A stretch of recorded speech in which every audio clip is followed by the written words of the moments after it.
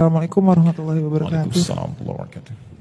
Ustadz, kalau misalkan ada seorang suami yang dia bersodakoh, tapi dia bersodakoh itu tanpa seizin istrinya, sedangkan kebutuhan hidup di dalam rumah tangga itu masih belum tercukupi.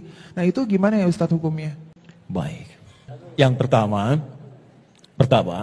kaidah untuk para suami dan mirsa dimanapun Anda berada, jika kita merasa beriman kepada Allah, ingat baik-baik bahwa sedekah pertama yang jenisnya infak nafkah itu mutlak diberikan kepada keluarga dahulu.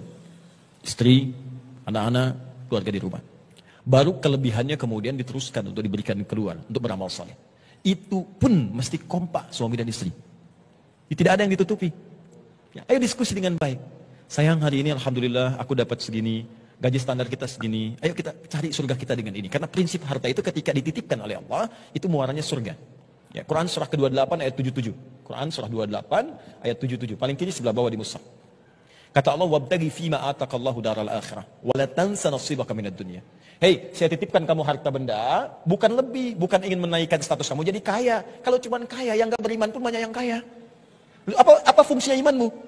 Kata Allah, iman itu akan mendorong kita untuk bersikap seimbang.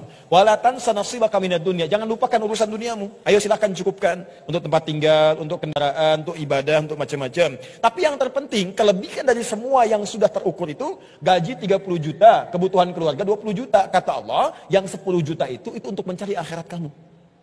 Orang lain itu bukan miskin, tapi saking kayanya fisiknya bisa ibadah.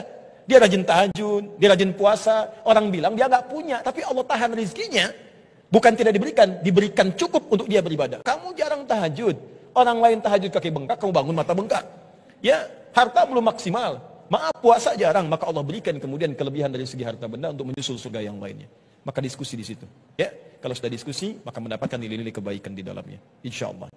Baik, teman-teman sekalian, jadi kita simpulkan bahwa yang pertama, jadikan semua aktivitas Ramadan kita terencana. Supaya amalan kita terukur, benar ditunaikan, dan bisa dinikmati dengan baik. Maka di antara rencana itu ada riwayat dalam hadis Al-Bukhari, keluarkan amalan-amalan yang pernah Nabi kerjakan. Cukupkan di situ sehingga kita tidak terlampau lelah untuk mengerjakan amalan lainnya. Amalan pertama, siapkan agenda untuk sedekah, untuk berbagi. Kalau ada uang, siapkan uang. Kalau ada makanan, siapkan makanan. Kalau tak ada makanan, tak ada uang, maka jenis sedekah yang kedua, berbagi dengan kemampuan fisik kita.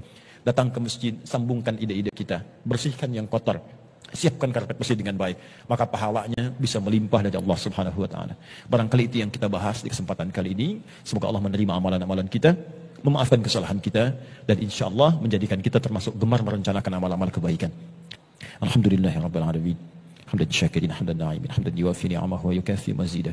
Ya Rabbana lakal hamdu wa lakal syukru kama yanbaghi li jalali wajhikal karim wa li'azimi sultanik. Allahumma salli wa sallim wa barik ala rasulikal karim nabiyyikal amin sayyidina Muhammadin wa ala alihi wa sahbihi ajma'in. Allahumma ja'alna ya Allah mimman mutasaddiqina wa khasatan fi hadha asy-syahril mubarak Ramadan. Ya Allah, jadikan kami termasuk hamba-hambamu yang gemar bersedekah, terkhusus di bulan penuh berkah ini, bulan Ramadan. Allahumma taqabbal minna sadaqatina min amwalina. Ya Allah, mohon terima sedekah kami, baik itu dari harta benda kami, dari amal-amal saleh lain yang pernah kami kerjakan. Dan mohon ya Allah, la tudayyi' ya Allah amalina salih wa la tudayyi' dumu'ana fi du'a lak. Ya Allah, mohon jangan sia-siakan setiap amal kebaikan yang telah kami tenun, doa-doa yang kami panjatkan, air mata yang mengalir hanya untuk bermohon kepadamu. Allahumma rabbana atina fid dunya hasanah wa fil akhirati hasanah wa qina adzabannar.